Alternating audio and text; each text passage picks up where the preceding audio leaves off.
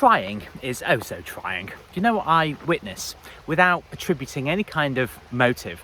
What I see in a lot of people is creating problems, trying to sound clever, but in doing so, not understanding the meanings of the terms that they're using. And in my video yesterday, I mentioned that I was at the shop and observing a mother with her 2 daughters. And the thing is, whether this is conscious or unconscious, there appears to be this massive personality streak in so many people, and I admit to doing it myself at times, that people are looking for the drama, and if they can't find any, we create it. But in going through Twitter and engaging with posts, I use the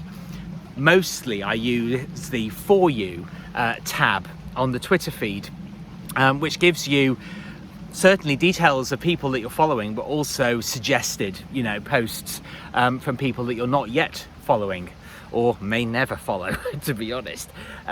Because there was one guy who put out a tweet the other day that was comparing success and significance. But the thing is, in this post, he clearly didn't understand the relevant meaning of the word significance. So my response was to combine the 2 terms in my very, very short reply to basically say, are you really sure that you actually know what you're talking about? And you see a lot of logical inconsistencies in what people say, and also you see a lot of contradictions in people's behavior of the state that they want to live their life in. Because a lot of people, it's not just you and me, a lot of people say that they want peace in their lives, but will absolutely behave in a way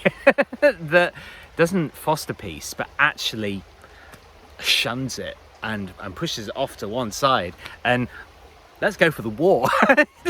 And things I'm laughing, but it's so fascinating, because I think our brains are certainly overloaded with things. And it seemed like, with the example of the mother with her daughters in the shop, it certainly seemed to be that in times gone by, maybe I'm romanticizing, maybe I'm thinking of the halcyon days of my grandparents' era, but it did seem like things were a lot simpler.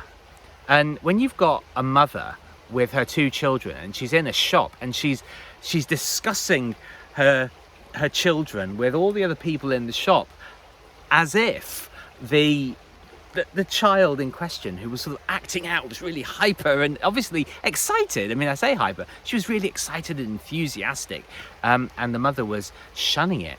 You do wonder what all of this is doing. And as pessimistic as it sounds, when I witnessed parents doing that, you can sort of see the damage, the damage being done to people.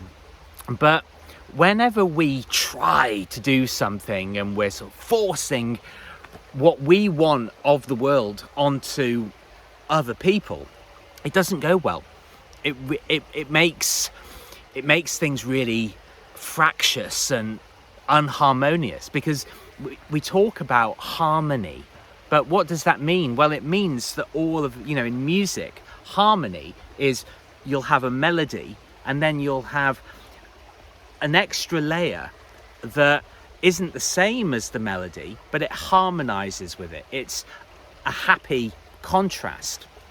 So when we're talking about harmony, we're talking about all of the different influences all working together to produce a common and positive, unified outcome. But if you're rejecting or judging any of the parts of that, of what's going on, of the dynamics, well, you have war. You have a lack of understanding. And I believe that the greatest and most rewarding challenge for humans is to be able to take everything everything that's happening, that you're witnessing and experiencing, and to actually bring it together as a whole and realize that most of the constituent parts you have absolutely no control over, and that you actually only have control over how you respond as positively and as productively as you possibly can.